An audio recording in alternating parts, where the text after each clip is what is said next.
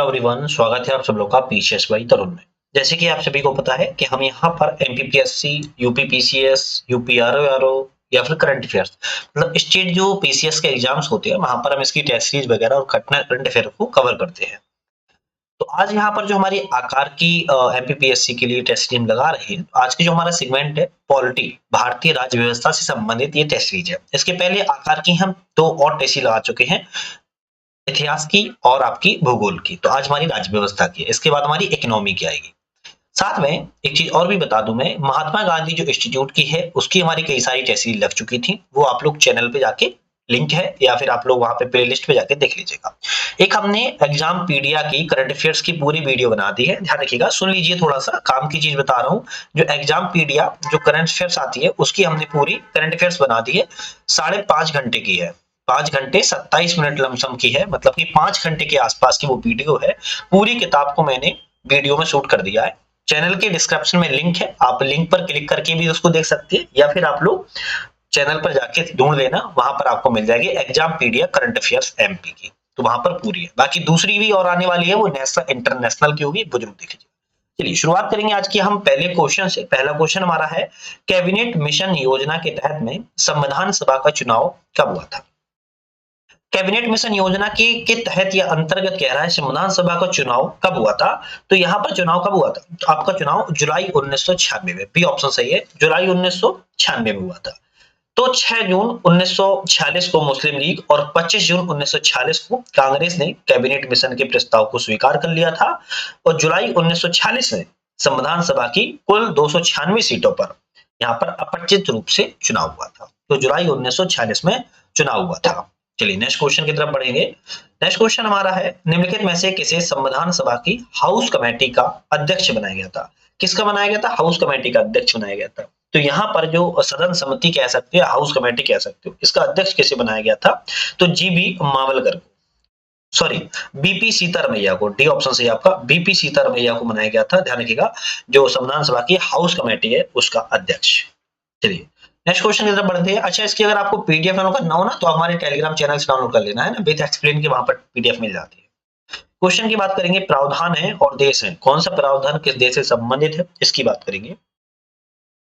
तो यहां पर देखा जाएगा, हम मंत्रिमंडल प्रणाली की बात करें, मंत्रिमंडल प्रणाली जो है आपको ब्रिटेन से ली गई है। तो यहां पर हम लिख देते हैं क्योंकि मिला लेंगे, ब्रिटेन से ली गई है, 4 नंबर है। राष्ट्रपति का निर्वाचन की जो पद्धति है वो आपकी आयरलैंड से ली गई है, तो एक वाला सही है। राज्यपालों की नियुक्ति की बात किया, कनाडा से ली गई है, तो इसके सामने तीसरा ही सही है। विधि द्वारा स्थापित प्रक्रिया की बात करें तो ये जापान से लिया गया है, दूसरा सही है। तो 4 1 3 2 किसमें है? ये वाला रहा आपका ए ऑप्शन, यहाँ पर 4 1 3 2। ठीक है, तो कुछ देशों से कोई सी प्रावधान है जो भारत ने अपनाया है उसके बारे में यहाँ पर बात सामने की गई। दूसरा क्वेश्चन है कि विषय है और भाग है, कौन सा विषय जो है वो किस भाग से संबंधित है? ये भी क्वेश्चन कभी कभी आ जाता है। जैसे निर्वाचन की बात करें तो ये किसमें संबंधित है? भाग 15 में है। लोक सेवाओं की बात की जाए तो किसमें है? आपका भाग 14 में है।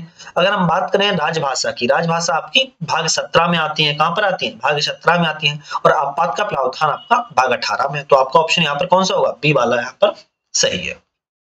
चलिए नेक्स्ट क्वेश्चन की तरफ बढ़ते हैं। असुमेलित युग का पहचान कीजिए, मतलब कि यह कहां पर गलत है, उस गलत की पहचान करना है। एक तरफ प्रावधान है और एक तरफ अनुसूची है, तो कौन सा प्रावधान, किस अनुसूची, कौन सी गलत, देखते हैं। राज्यों के नाम प्रथम अनुसूची में है, बिल्कुल सही है। वेतन भत्ते और पेंशन दूसरी अनुसूची में बात की गई, ये भी सही है। शपथ और प्रतिज्ञान, ये भैया 5वीं अनुसूची तो नहीं है, कौन सी है? 5वीं नहीं है तो कौन सी है? शपथ और प्रतिज्ञान तीसरी अनुसूची में, ध्यान रखिएगा। ठीक है, और राज्यों का जो आवंटन है वो आपकी चौथी अनुसूची में है। तो आपका यहाँ पर सी वाला ऑप्शन असुमेलित था, वो सही हो गया है, तीसरी अनुसूची है। निम्नलिखित में से कौन सा शब्द भारतीय संविधान की प्रस्तावना में नहीं है?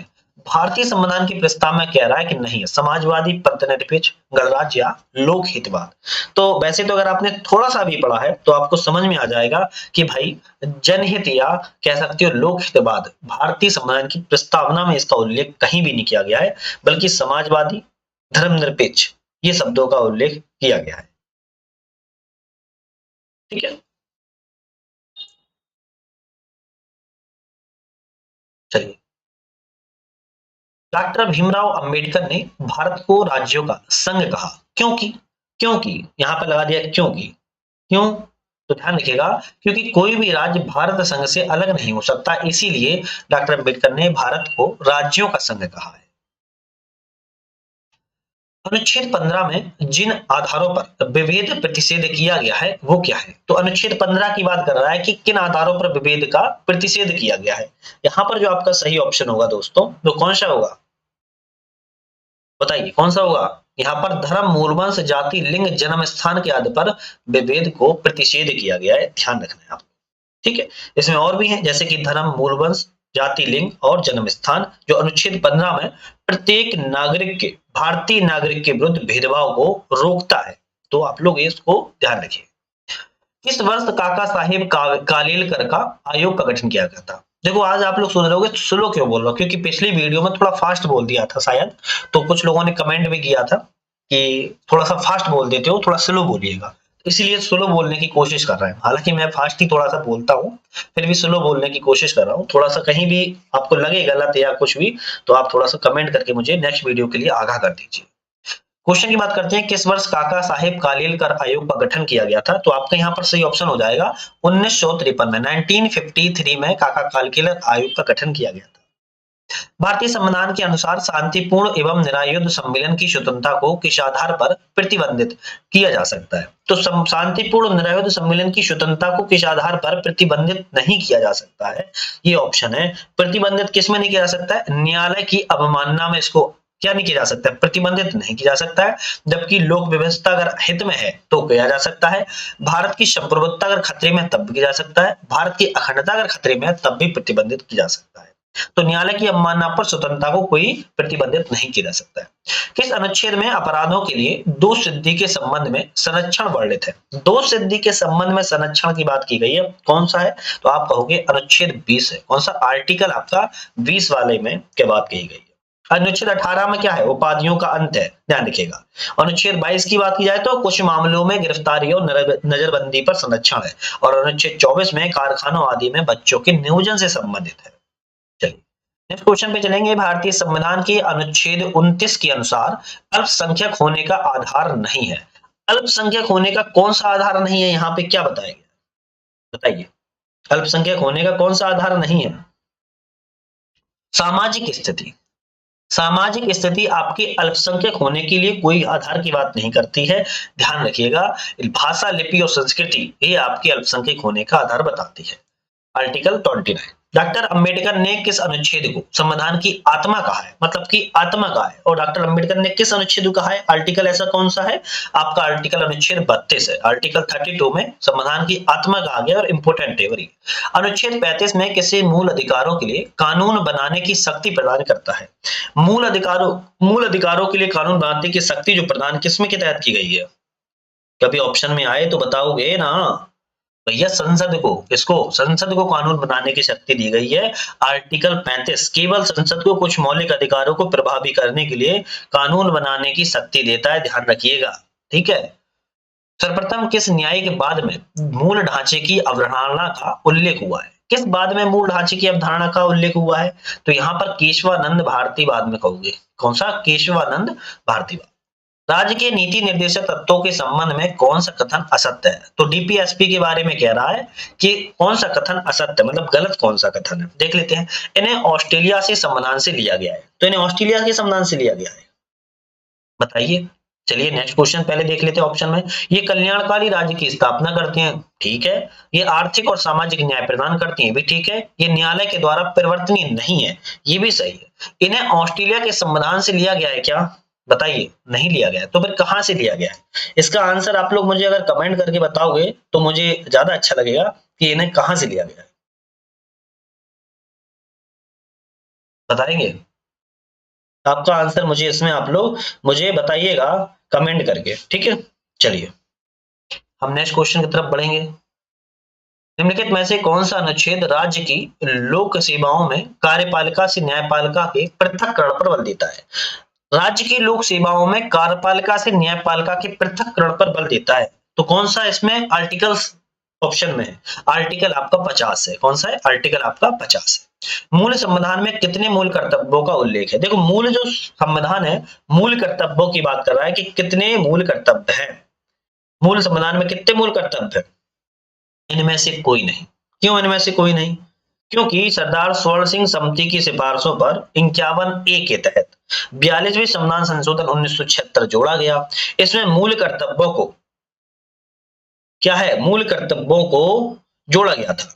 तो इस अवधि के दौरान कितने मूल कर्तव्य थे? 10 मौलिक कर्तव्य थे। कितने? 10 मौलिक कर्तव्य थे। बाद में 86वें संविधान संशोधन के तहत इसमें एक और मूल कर्तव्य को जोड़ा गया, आपको पता होगा, है ना, जो शिक्षा संबंधित है, तो उसमें एक और जोड़ा गया, तो फिर कितने हो गए? 11 हो गए। लेकिन शब्द यहाँ पर क्या है? मूल संविधान में। तो मूल संविधान में तो है ही, थे ही नहीं ना मूल कर्तव्य, एक भी नहीं थे, क्योंकि ये किस कब जोड़े गए थे? तो भैया ये पहले ही बताया मैंने, 42वें संविधान संशोधन के तहत जोड़े गए थे 1976 में। तो मूल संविधान में तो थे ही नहीं, तो यहाँ पर इनमें से कोई नहीं। बहुत से लोग 10 और 11 पे टिक लगा के चले आएंगे, वो गलत हो जाएगा। शब्द पे जाइए, मूल संविधान कहा है इसने, है ना, ये याद रखना है। भारतीय संविधान के भाग 5 के किस अध्याय में नियंत्रक एवं महापरिलेक्षक का उल्लेख है? किस अध्याय में 5 के बताया गया है कि नियंत्रक एवं महालेखा परीक्षक का उल्लेख है? तो भाग 5 में है। कौन से में? भाग 5 के अध्याय में बताया गया है कि नियंत्रक एवं महालेखा परीक्षक का उल्लेख है। सीएजी की बात कर रहा है, और सीएजी अगर आर्टिकल की ही बात करें 148 से लेकर 151 तक इसका उल्लेख प्रावधानों का किया गया है। चलिए नेक्स्ट क्वेश्चन की तरफ बढ़ेंगे। राष्ट्रपति के निर्वाचक मंडल में शामिल नहीं है। राष्ट्रपति के निर्वाचक मंडल में इनमें से कौन शामिल नहीं है? लोकसभा के सभी सदस्य शामिल होते हैं, सही बात है ना। फिर कौन नहीं होते हैं? राज्यसभा के सभी सदस्य। भैया सभी सदस्य राज्यसभा के थोड़ी ना होते हैं।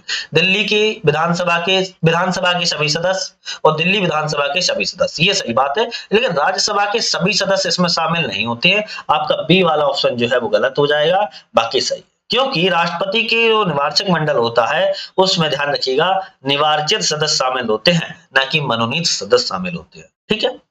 भारत की वर्तमान जो राष्ट्रपति महामहिम श्रीमती द्रौपदी मुर्मू है, किस क्रम की राष्ट्रपति है? तो क्रम पूछ लिया है, 16वीं क्रम की राष्ट्रपति है। कौन सी? 16वीं क्रम की है। अगर कभी पूछ लिया है कि ये वर्तमान में कहां से संबंधित है, तो श्रीमती द्रौपदी मुर्मू की बात करना है आपको, उड़ीसा की संथाल जनजाति से संबंधित है, और भारत की दूसरी महिला राष्ट्रपति है। उससे पहले कौन सी थी? प्रतिभा पाटिल जी थी। थोड़ा लिख देते हैं यहाँ पे, आपको ध्यान रखिएगा, उड़ीसा राज्य से इनका संबंध है, ध्यान रखिएगा, उड़ीसा राज्य में भी संथाल जनजाति से इनका संबंध है, और राष्ट्रपति क्रम में ये महिला में दूसरे नंबर की है। और इनसे पहले कौन सी थी? पहले प्रतिभा पाटिल थी। कौन सी? प्रतिभा पाटिल मैम थी। ठीक है। भारत का राष्ट्रपति किसे त्यागपत्र देकर पदमुक्त हो सकता है? बढ़िया क्वेश्चन है। किसको दे सकता है? उपराष्ट्रपति को दे सकता है। किसको देगा? कौन सा अनुच्छेद राष्ट्रपति को वीटो शक्ति प्रदान करता है? ऐसा कौन सा आर्टिकल है जो राष्ट्रपति को वीटो शक्ति देगा? तो क्या कहोगे आप? अनुच्छेद 111। अनुच्छेद 111 क्या करता है? वीटो शक्ति देता है। उपराष्ट्रपति बनने हेतु न्यूनतम आयु कितनी आवश्यक है? देखो बहुत छोटा क्वेश्चन है। उपराष्ट्रपति अगर बनना है तो न्यूनतम आयु कितनी होगी? सीधी सी बात है, 35 वर्ष होनी चाहिए। कितनी? 35। चाहे राष्ट्रपति चाहे उपराष्ट्रपति, 35 वर्ष होनी चाहिए। अब तक कितने उपराष्ट्रपतियों ने दो कार्यकाल पूर्ण किए हैं? तो अब क्वेश्चन ये मामला फंस गया है, याद होगा तभी लगा सकते हो कि अब तक कितने उपराष्ट्रपति हैं जिनका 2 कार्यकाल पूर्ण किए हैं? बता सकते हो? 2 लोगों ने। कितने? 2 लोगों ने। नाम की बात की जाए, डॉक्टर सर्वपल्ली राधाकृष्णन, मोहम्मद हामिद अंसारी, ये 2 उपराष्ट्रपति हैं जिन्हें 2 कार्यकाल पूर्ण किए हुए हैं। चलिए नेक्स्ट क्वेश्चन की तरफ बढ़ते हैं। किस अनुच्छेद के तहत उपराष्ट्रपति कार्यवाहक राष्ट्रपति के रूप में कार्य करता है? जो उपराष्ट्रपति होता है वो कार्यवाहक राष्ट्रपति के रूप में किस अनुच्छेद के तहत करता है? तो यहाँ पर ऑप्शन आपका आर्टिकल 65 अनुच्छेद 65 के तहत में ध्यान रखिए। भोपाल गैस कांड के समय भारत के प्रधानमंत्री कौन थे? ये इंपोर्टेंट है, हो सकता है पूछ जाए। भोपाल गैस कांड की याद दिला दे तो राजीव गांधी का उस समय शासनकाल था। ठीक है। चलिए प्रधानमंत्री है और उनकी समाधि है, कौन से प्रधानमंत्री किस समाधि से नाम से जानी जाती है? देख लेते हैं। यहां पर अगर हम बात करें, लाल बहादुर शास्त्री विजय घाट, इंदिरा गांधी शक्ति स्थल, मोरारजी देसाई अभय, एक मिनट, मोरारजी देसाई की बात करें तो अभय घाट, और चौधरी चरण सिंह किसान घाट। तो आपका ऑप्शन यहाँ पर डी वाला सही है। लाल बहादुर शास्त्री की जो समाधि स्थल है विजय घाट, इंदिरा गांधी शक्ति स्थल, मोरारजी देसाई अभय घाट, चौधरी चरण सिंह किसान घाट।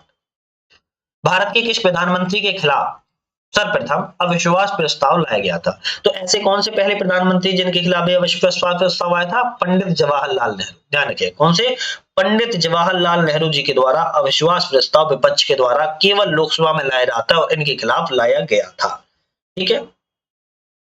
मंत्रिपरिषद में कौन शामिल नहीं है? तो इनमें से कैबिनेट मंत्री, राज्य मंत्री, क्षेत्रीय मंत्री और उप मंत्री। इनमें मंत्रिपरिषद में कौन शामिल नहीं होता है? 3 शामिल होते हैं। तो क्षेत्रीय मंत्री जो होते हैं वो इसमें शामिल नहीं होते, जबकि कैबिनेट मंत्री, राज्य मंत्री और उप मंत्री, एक स्वतंत्र प्रभार राज्य मंत्री भी होते हैं, वो भी शामिल होते हैं। राष्ट्रपति किसकी सलाह पर प्रधानमंत्री की नियुक्ति करता है? राष्ट्रपति किसकी सलाह पर प्रधानमंत्री की नियुक्ति करता है? तो आपका होगा किसी की सलाह पर नहीं करता है, किसी की सलाह पर नहीं। ठीक है।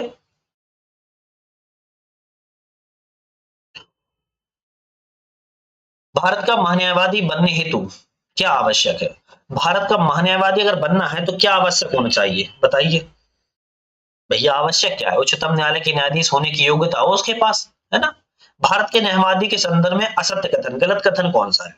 तो हम देख लेते हैं। इसका अनुच्छेद 148 से 151 तक अभी बताया भी है। इसकी नियुक्ति भारत के मुख्य न्यायाधीश करते हैं। अरे भारत के मुख्य न्यायाधीश थोड़ी ना करते, इसकी नियुक्ति कौन करता है? बता सकते हो इसकी नियुक्ति कौन करता है?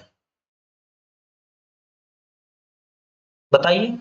इसका कार्यकाल 6 से 65 वर्ष का होता है और भारत का सर्वोच्च विधि अधिकारी होता है। मतलब कि जो भारत का सर्वोच्च विधि अधिकारी है, इसको प्राप्त होता है। अनुच्छेद 148 से 151 तक इसमें इसका उल्लेख है और इनका जो कार्यकाल है वो कितना होता है? 6 वर्ष से लेकर 65 वर्ष तक का होता है। इसकी नियुक्ति मुख्य न्यायाधीश नहीं करता है, प्रेसिडेंट साहब करते हैं, राष्ट्रपति। ध्यान रखिए।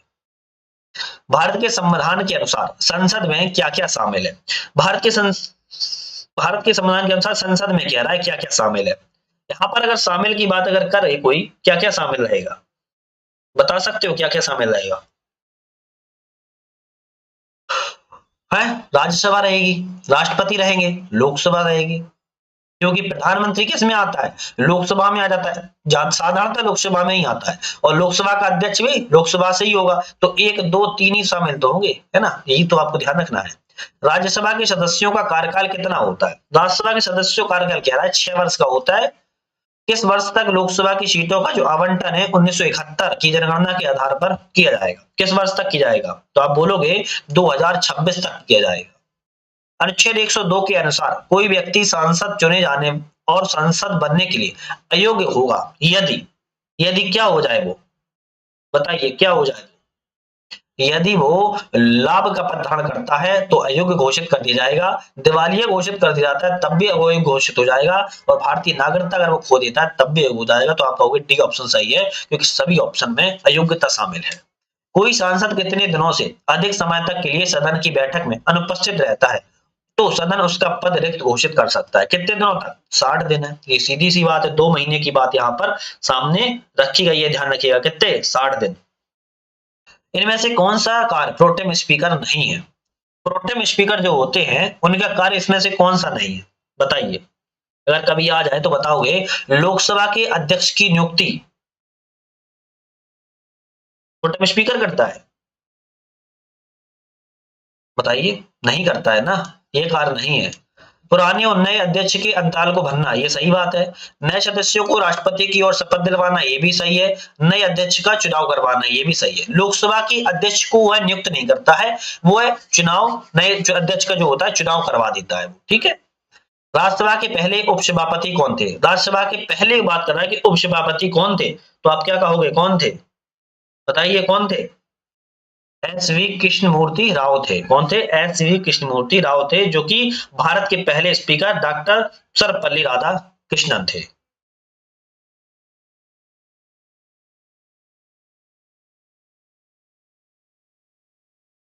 ठीक है, चलिए।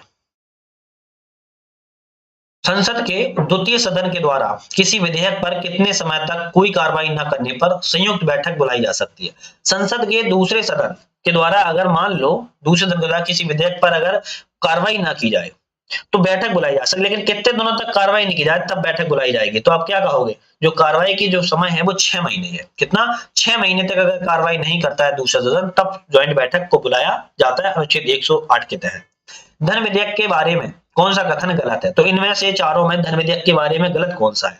इसका उल्लेख अनुच्छेद 101 में है। भैया 101 में थोड़ी ना, 110 में है। तो आपका यही वाला गलत है। ठीक है, बाकी सब सही होंगे। भारत की संचय निधि से धन का विनियोग किया जाता है, बिल्कुल सही है।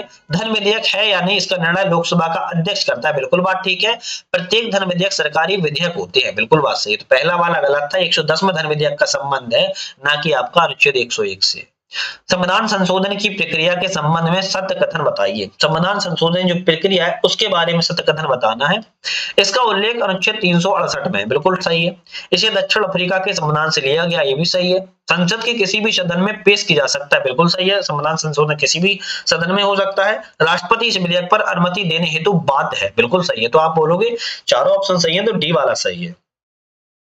असत्य कथन युग बताइए, मतलब कि गलत इनमें से ऑप्शन बताना है, और एक तरफ अनुच्छेद है और एक तरफ प्रावधान है, मतलब किस अनुच्छेद का संबंध किस प्रावधान से है, इसकी बात कर रहा है।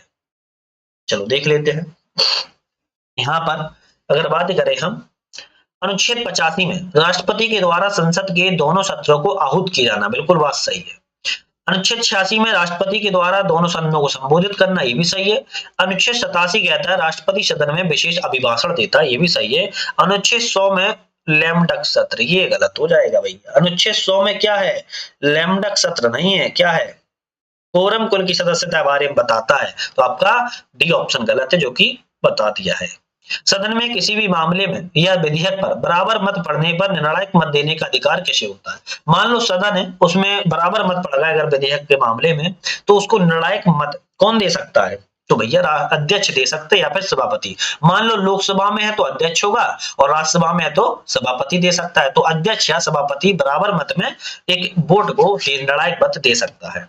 एक दिन में अधिकतम कितने तारांकित प्रश्न पूछे जा सकते हैं। तारांकित प्रश्न जो स्टारिस प्रश्न होते हैं वो कितने पूछे जा सकते हैं एक दिन में, तो यहाँ पर 20 प्रश्न, कितने 20 प्रश्न पूछे जा सकते हैं। चलिए, विश्वास प्रस्ताव किसके द्वारा लाया जाता है। जो विश्वास प्रस्ताव है वह कौन लाता है, मंत्रिपरिषद लाती है। और कौन लाता है, कौन, मंत्रिपरिषद। अनुच्छेद है और प्रावधान है, इनको सम्मिलित करना है। कौन सा अनुच्छेद कौन सा प्रावधान किसमें सम्मिलित है, देख लेते हैं। अनुच्छेद 114 की बात करें, विनियोग विधेयक से संबंधित है। किससे, विनियोग विधेयक से संबंधित है। और हम बात करें यहाँ पर अनुच्छेद 115 की, तो अनुपूरक अनुदान से संबंधित है। अनुच्छेद 116 लेखा अनुदान संबंधित है। अनुच्छेद 112 आपका बजट से संबंधित है। तो आप बोलोगे यहाँ पर सी वाला ऑप्शन यहाँ पर बिल्कुल सही है। ठीक है। प्राक्कलन समिति बहुत इंपोर्टेंट समिति है। प्राक्कलन समिति के संदर्भ में कौन सा कथन यहाँ पर सत्य है, प्राक्कलन समिति के बारे में बताना है। इस समिति में दोनों सदनों की अधिकतम संख्या 30 होती है। पहली बात तो इसमें दोनों सदन नहीं होती, केवल लोकसभा में प्राक्कलन समिति होती है। तो ऑप्शन ये वाला तो गलत हो गया। इस समिति में सरकारी अपव्यय को रोकने की सिफारिश करती है, बिल्कुल सही है। इसे लोकलेखा समिति की जुड़वा बहन भी कहते हैं, बिल्कुल सही है। इसके लिए 1 वर्ष की जो नियुक्ति होती है सदस्यों की, बिल्कुल सही है। तो आप बोलोगे 2, 3, 4 यहाँ पर आपका सही है। ठीक है। और आपका ये वाला ए वाला गलत था, बता दिया है। आपका दोनों सदनों की नहीं बल्कि लोकसभा में होती है।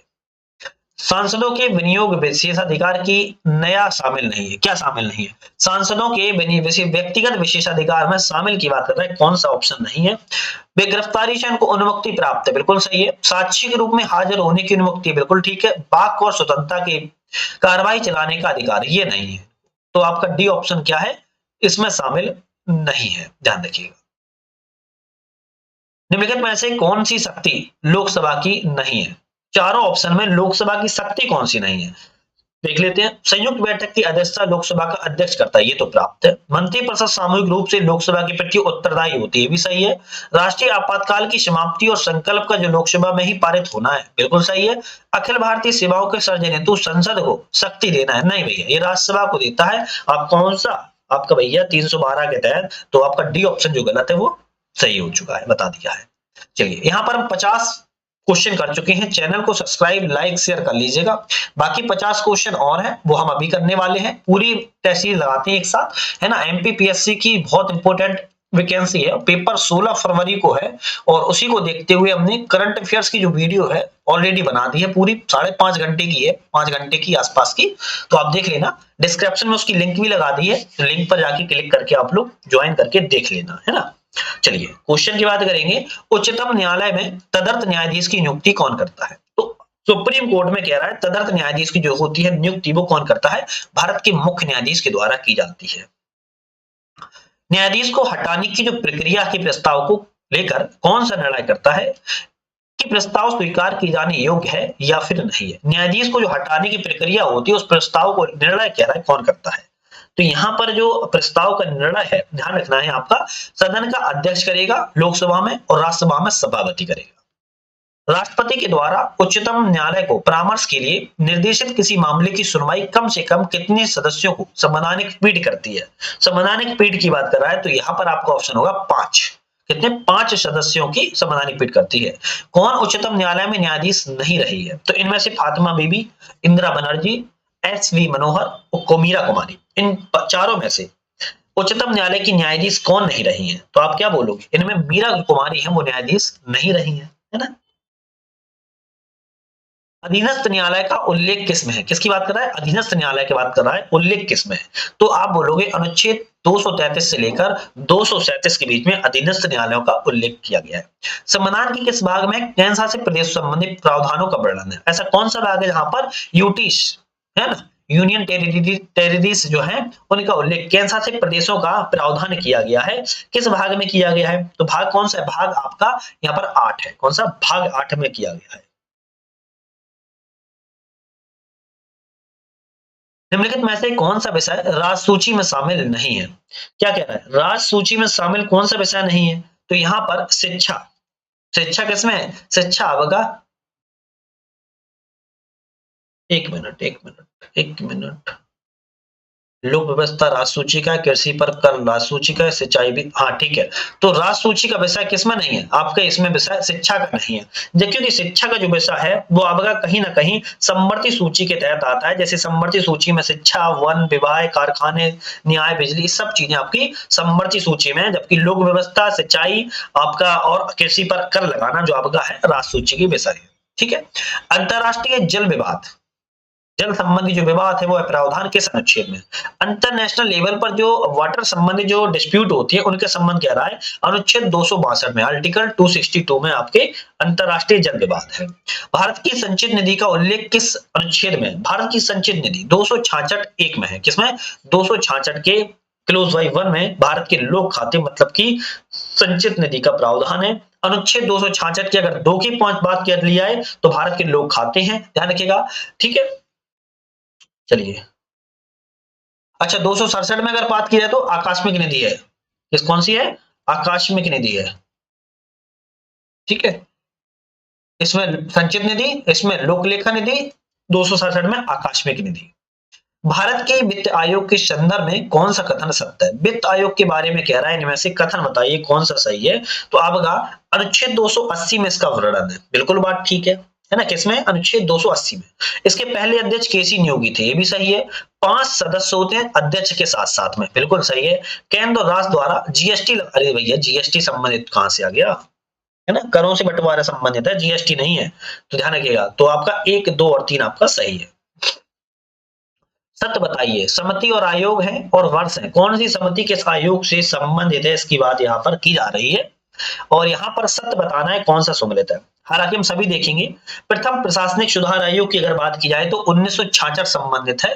और बात करें राजमन्नार समिति से, सॉरी राजमन्नार की बात की जाए तो यह 1969 से संबंधित है। राज्य प्रशासनिक सुधार आयोग 1966 से, राजमन्नार समिति 1969 से। सरकारी आयोग की बात करें तो किससे संबंधित है? ये आपकी 1983 संबंधित है, ये सही है आपकी सी वाला। और पुंछी आयोग की बात किया तो 2009 से नहीं है, 2007 से संबंधित है। चलिए, संविधान के अनुच्छेद 359 के अनुसार भाग 3 के मूल अधिकार किसके आदेश पर निलंबित हो सकते हैं? मूल अधिकारों की बात कर रहा है भाग 3 के निलंबित, और किसके आदेश पर? ध्यान रखिए, तो भैया आदेश राष्ट्रपति का ही होगा, है ना, राष्ट्रपति के आदेश से। किस संविधान संशोधन के द्वारा उच्च न्यायालय के न्यायाधीशों की जो सेवानिवृत्ति की जो आयु है 60 से बढ़ाकर 62 वर्ष कर दी गई है? जो हाईकोर्ट में जो न्यायाधीश होते हैं उनकी जो आयु है वो 60 वर्ष पहले थी, अब उनकी 62 वर्ष कर दी गई है। लेकिन किस संविधान संशोधन के तहत? तो 15वें संविधान संशोधन के तहत। कम से 15वें कब हुआ था? 1963 में हुआ था, ध्यान रखिएगा, 15वां संविधान संशोधन। ठीक है, चलिए नेक्स्ट क्वेश्चन में बात करेंगे। इनमें से कौन सा संशोधन है 44वें संविधान संशोधन 1978 के द्वारा किया गया था? 44वां संविधान संशोधन जो 1978 में हुआ था, इनमें से कौन सा जो है संशोधन किया गया था? आपका जो ऑप्शन यहाँ पर सही है, ध्यान रखिएगा, कौन सा हो जाएगा? आपात उद्घोषणा को 1 माह के अंदर 2/3 बहुमत से पारित करवाना, इसको अनिवार्य बना दिया गया था। डी ऑप्शन आपका यहाँ पर सही है, ध्यान रखिएगा। चलिए नेक्स्ट क्वेश्चन की तरफ बढ़ेंगे। 71वें संविधान संशोधन 1992 के द्वारा अनुसूची 8 में जोड़ी गई भाषाएं शामिल नहीं है। तो इनमें कौन सी भाषाएं शामिल नहीं है जो 71वें संविधान संशोधन के तहत क्या गई है? जोड़ी गई भाषाएं हैं जो शामिल नहीं है। तो ऑप्शन में कौन सा सही जाएगा आपका? मैथिली भाषा। ध्यान रखिएगा, मैथिली भाषा आपकी 71वें संविधान संशोधन के तहत नहीं जोड़ी गई थी, आपको ध्यान रखना है। ठीक है, चलिए 97वें संविधान संशोधन अधिनियम 2011 का संबंध किससे है? 97 में बात कर रहा है कि जो अमेंडमेंट हुआ था कॉन्स्टिट्यूशन में, उसके बारे में 2011 में, उसका संबंध किससे है? उसका संबंध आपका सहकारिता से संबंधित है। किससे? सहकारिता या सहकारी समितियों संबंधित है, जो कि 97वें संविधान संशोधन है, बहुत प्रमुख संशोधन है, बहुत ही थोड़ा इंपॉर्टेंट भी है, ध्यान रखिएगा। चलिए नेक्स्ट क्वेश्चन की बात करेंगे। निम्न में से कौन सा कार्य भारत निर्वाचन आयोग का है? तो भारत निर्वाचन आयोग का इनमें से कौन कौन से कार्य हैं इसकी बात कर रहा है। तो आपकी कार्यों की अगर बात करें, यहाँ पर सांसद और विधायकों का चुनाव करवाना, बिल्कुल बात ठीक है। पंचायत चुनाव के लिए गाइडलाइंस जारी करना, ये गलत है। पंचायत चुनाव के लिए जो गाइडलाइंस है भारत निर्वाचन आयोग नहीं करता है, बल्कि जो राज्य निर्वाचन आयोग बना हुआ है उसके द्वारा किया जाता है। ठीक है, तो ये वाला तो हो जाए गलत। लोकसभा एवं राज्य विधानसभा के जो निर्वाचन हेतु प्रत्याशी होते हैं उनके चुनाव चिन्ह प्रदान करना, ये सही है। आम चुनावों के लिए मतदाता सूची को तैयार करना, ये सही है। तो 1, 3, 4 आपका यहाँ पर सही है। चलिए, मध्य प्रदेश निर्वाचन आयोग की कितनी सदस्यीय निकाय है? जो मध्य प्रदेश में निर्वाचन आयोग है उसमें कितनी सदस्यीय निकाय? 1 सदस्यीय निकाय है। संघ लोक सेवा आयोग के संदर्भ में कौन सा कथन गलत है? संघ लोक सेवा यूपीएससी की बात कर रहा है, उसके संदर्भ में गलत कथन यहाँ पर कौन सा है, देख लेते हैं। इसका गठन अनुच्छेद 315 के तहत किया गया है, ये तो बात बिल्कुल सही है, किया गया है। अध्यक्ष और सदस्यों की नियुक्ति संसद के द्वारा करती है, ये तो गलत हो जाएगा। सेवा शर्तों का निर्धारण राज्यसभा करती है, ये भी गलत हो जाएगा। यह आयोग अपनी रिपोर्ट संसद को सौंपती है, ये भी गलत हो जाएगा। तो 2, 3, 4 आपका यहाँ पर गलत है।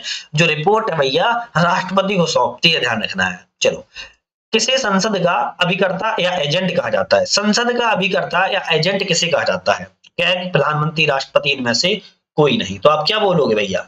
इनमें से किसको? इनमें से सीएजी को कहा जाता है, कैग को, सीएजी को क्या कहा जाता है? एजेंट के रूप में माना जाता है। नीति आयोग की संरचना के अंतर्गत पदेन सदस्यों में कौन सा मंत्री शामिल नहीं है? नीति आयोग की जो संरचना है उसमें पदेन सदस्यों में बात कह रहा है कि मंत्री इसमें कौन सा शामिल नहीं होता है। तो आप बोलोगे उद्योग मंत्री, क्योंकि गृह मंत्री, वित्त मंत्री, कृषि मंत्री इसमें शामिल होते हैं, उद्योग मंत्री इसमें शामिल नहीं होते हैं। राष्ट्रीय मानवाधिकार आयोग में कितने ऐसे सदस्य होना अनिवार्य है जिन्हें मानवाधिकारों से संबंधित जानकारी एवं कार्य का जो एक्सपीरियंस है, अनुभव है, वो होना चाहिए? तो कितने सदस्य होने चाहिए? यहाँ पर सदस्य वो 3 होने चाहिए। मध्य प्रदेश मानवाधिकार आयोग का आदर्श वाक्य निम्नलिखित में से क्या है? देखो ऐसे क्वेश्चन आ जाते हैं कि मध्य प्रदेश में जो मानवाधिकार आयोग है उनका आदर्श वाक्य मतलब कि जो उनका एक तरीके से उनका जो स्लोगन है वो क्या है? स्लोगन की अगर बात करें, यहाँ पर है हम सब बराबर, बराबर हमारे अधिकार, ये मध्य प्रदेश का आदर्श वाक्य है। प्रशासनिक अधिकरण अधिनियम 1985 के तहत में केंद्रीय प्रशासनिक अधिकरण के गठन का अधिकार किसे दिया गया है? प्रशासनिक अधिकरण जो अधिनियम 1985 हुआ है उसके तहत केंद्र का जो प्रशासनिक अधिकरण है गठन का अधिकार किसे सौंपा गया है? तो केंद्र सरकार को सौंपा गया है। जब केंद्र की बात करें तो केंद्र सरकार को ही सौंपा गया है। राज्यपाल के संबंधित अनुच्छेदों में कौन सा कथन यहाँ पर गलत है? तो एक ऑप्शन यहाँ पर गलत है, कौन सा गलत है उसको ढूंढ लेते हैं। अनुच्छेद 153 में प्रत्येक राज्य का एक राज्यपाल होगा, बात बिल्कुल सही है, अनुच्छेद 53 में कहा गया है। अनुच्छेद 57 में राज्यपाल का जो पद है हेतु योग्यता के बारे में बताता है, ये भी सही है, ठीक है। अनुच्छेद 159 क्या कहता है? राज्यपाल की शपथ के बारे में, ये भी सही है। अनुच्छेद 155 क्या कहता है? राज्यपाल राज्य कार्यपालिका की शक्ति राज्यपाल में निहित होती है, ये तो गलत है। क्यों? क्योंकि राज्यपाल की नियुक्ति जो है अनुच्छेद 155 के तहत बताई गई है राष्ट्रपति के द्वारा की जाती है, तो ये ऑप्शन गलत है। 155 में क्या है? राज्यपाल की नियुक्ति राष्ट्रपति के द्वारा की जाती है, डी ऑप्शन गलत था, वो सही बता दिया है। राज्यपाल की वीटो पावर में शामिल नहीं है। राज्यपाल की जो वीटो पावर है इस सभी में कौन सा चीज शामिल नहीं है? वह सभी विधेयक पर स्वीकृति दे सकता है, बिल्कुल सभी है। सभी विधेयक पर स्वीकृति सुरक्षित रख सकता है, ये भी ठीक है। धन विधेयक को पुनर्विचार हेतु लौटा सकता है, ये शामिल इसमें नहीं है, ध्यान रखना। तो सी ऑप्शन आपका क्या है, शामिल नहीं है, पुनर्विचार के लिए लौटा नहीं सकता है। व्यक्तिगत संपत्ति अधिग्रहण विधेयक को राष्ट्रपति हेतु सुरक्षित रख सकता है, ये भी सही है। तो बात सॉरी, यहाँ पर क्या है, वीटो शक्ति शामिल की बात कर रहा था, तो सी वाली जो है ऑप्शन में वीटो शक्ति राज्यपाल को नहीं है, ध्यान रखना है। मुख्यमंत्री किसी अपना त्याग पत्र देकर फिर पद मुक्त हो सकता है। तो पद मुक्त के बारे में कह रहा है कि मुख्यमंत्री सीएम साहब किसको दे सकते हैं पद मुक्त होने के लिए, राज्यपाल को दे सकते हैं। किसको, राज्यपाल को इस्तीफा अपना दे सकते हैं। शिवराज सिंह चौहान कितनी बार मध्य प्रदेश के मुख्यमंत्री पद पर आसीन हुए हैं, देखो पूछ लिया, कितने बार, 4 बार हुए हैं। कितनी बार, 4 बार हुए हैं, ध्यान रखिएगा। संविधान के किस अनुच्छेद के अनुसार राज्य का कोई मंत्री राज्यपाल के प्रसाद पर्यंत पद धारण करता है। संविधान का अगर कोई ऐसे मान लो राज्य मंत्री है, वो है राज्यपाल के प्रसाद पर्यंत धारण करेगा, लेकिन किस अनुच्छेद के तहत करेगा, तो अनुच्छेद आपका होगा अनुच्छेद 164 का 1, आर्टिकल 164 का क्लोज 1 के तहत। राज्य मंत्री परिषद में जो मंत्रियों की कुल संख्या है मुख्यमंत्री सहित कम से कम कितनी हो सकती है, कम से कम बात कर रहा है, कम से कम ध्यान रखिएगा 12 हो सकती है। और कम में संशोधन हो गया था, 91 संविधान संशोधन अधिनियम 2003 के तहत प्रावधान किया गया है। मुख्यमंत्री का राज्यपाल के प्रति जो कर्तव्य का वर्णन है किस अनुच्छेद में किया गया है। मुख्यमंत्री का, सीएम का राज्यपाल के प्रति जो कर्तव्यों का वर्णन है वो किसकी किया गया, ये बात कर रहा है, तो वर्णन आपका 167 आर्टिकल 167 में। मध्य प्रदेश के पहले महाधिवक्ता कौन थे, भैया पहले महाधिवक्ता पूछ लिया है, एम अधिकारी थे। कौन थे, एम अधिकारी, इनका नाम ही एम अधिकारी है, ध्यान रखना है। अनुच्छेद 170 के अनुसार विधानसभा में न्यूनतम कितनी सीटें हो सकती हैं, कम से कम विधानसभा में कितनी सीटें हो सकती हैं अनुच्छेद 170 के अनुसार, तो कितनी हो सकती हैं, 60 तो कम से कम होनी चाहिए। विधान परिषद की समाप्ति के संबंध में जो प्रस्ताव है वो सर्वप्रथम कहां लाया जाता है, तो विधान परिषद की बात कर रहा है, ध्यान रखना, विधान परिषद की समाप्ति अगर करना हो सबसे पहला प्रावधान विधानसभा में लाया जाएगा। विधानसभा का सदस्य बनने हेतु न्यूनतम कितने वर्ष की आयु पूर्ण होनी चाहिए, अगर विधानसभा का सदस्य बनना है तो आयु जो है वो आपकी केवल 25 वर्ष होनी चाहिए। विधानसभा का गठन 5 वर्ष में होगा, विधानसभा का गठन 5 वर्ष में होगा प्रथम अधिवेशन की प्रथम तारीख से, ध्यान रखिएगा, जो प्रथम अधिवेशन की प्रथम तारीख होता है तब से। विधानसभा के अंदर संविधान का अंतिम व्याख्याकार कौन होता है, विधानसभा के अंतिम अंदर बात कर रहा है, जो अंतिम व्याख्याकार होता है अंदर कौन होता है, तो कौन होता है, विधानसभा का अध्यक्ष होता है, ध्यान रखिएगा, कौन, विधानसभा का अध्यक्ष। कौन मध्य प्रदेश विधानसभा का अध्यक्ष नहीं रहा, इनमें से बात कर रहा है कि विधानसभा का जो अध्यक्ष है वो कौन सा व्यक्ति नहीं रहा है, ए एम माथुर नहीं रहे, जबकि तेजलाल टेम्भरे, गिरीश गौतम और एनपी प्रजापति, ये तीनों व्यक्ति ए, बी और सी रहे हैं अध्यक्ष विधानसभा के, लेकिन ए एम माथुर नहीं रहे हैं। उच्च न्यायालय के मूल अधिकार में क्या शामिल है, तो हाईकोर्ट की बात कर रहा है, किसकी, हाईकोर्ट की बात कर रहा है, जो हाईकोर्ट है उसके मूल क्षेत्र अधिकार में इनमें से क्या शामिल है। शामिल की बात करें, संसद और विधायकों के निर्वाचन संबंधी विवाद, ठीक है शामिल है। मूल अधिकार का परिवर्तन विवाद, ये भी शामिल है। संविधान की व्याख्या, ये भी शामिल है। और राजस्व मामले भी शामिल है। तो आप क्या कहोगे भैया, आपकी डी ऑप्शन सही, क्योंकि इनमें चारों चीजें सही है। अनुच्छेद 226 के तहत उच्च न्यायालय मूल अधिकार एवं विधिक अधिकारों के परिवर्तन हेतु कितनी रिट जारी कर सकता है। देखो रिट वाला जो क्वेश्चन होता है ना, बहुत इंपोर्टेंट होता है, क्योंकि कभी कभी पूछ लिया जाता है, जो रिट्स होती हैं वो आपका जो हाईकोर्ट है अनुच्छेद 226 के तहत कितनी जारी कर सकता है, 5 प्रकार की रिटों को जारी कर सकता है। बंदी प्रत्यक्षीकरण, परमादेश, प्रतिषेध, उत्प्रेषण और अधिकार परीक्षा। बलवंत राय मेहता समिति कितने स्तरीय पंचायती राज व्यवस्था का सुझाव दिया है, तो बलवंत राय मेहता समिति ने जो सुझाव दिया है वो कितनी प्रकार, क्या कहोगे आप, 3 प्रकार, 3 स्तरीय पंचायती राज का सुझाव दिया था, जिसमें आपका ग्राम पंचायत, ब्लॉक स्तर पर, पंचायत समिति, जिला परिषद, जिला स्तर पर जिला परिषद। ध्यान रखिएगा। किस अनुच्छेद में पंचायतों की संपरीक्षा का वर्णन है, किस अनुच्छेद में पंचायतों की संपरीक्षा का वर्णन है, आपका जो अनुच्छेद होगा 243 जे, आर्टिकल 243 जे के तहत आपका संपरीक्षा का जो है वर्णन किया गया है। चलिए नेक्स्ट क्वेश्चन की बात करेंगे।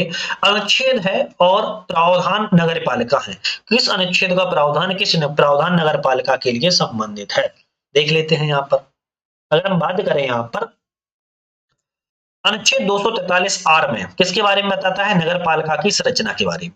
अनुच्छेद 243 एस में बाढ़ समितियों के गठन के बारे में, अनुच्छेद 243 टी के बारे में स्थानों का आरक्षण, अनुच्छेद 243 वी सदस्यता के लिए अयोग्यताएं के बारे में बताता है। आपका ऑप्शन ए वाला सही है। संवैधानिक प्रावधानों के अनुरूप जो पंचायती राज को लागू करने वाला भारत का पहला राज्य था वह कौन सा था? इसका आंसर आप लोग मुझे कमेंट करके बताओगे क्या? ज्यादा बढ़िया रहेगा। इसका आंसर आप लोग मुझे कमेंट करके बताइएगा, है ना?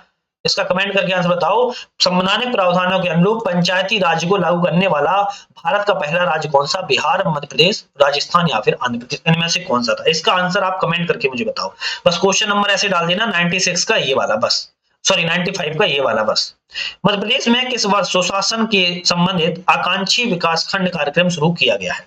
सुशासन से संबंधित आकांक्षी विकास खंड की बात कर रहा है, ये कब शुरू किया गया था? 2018।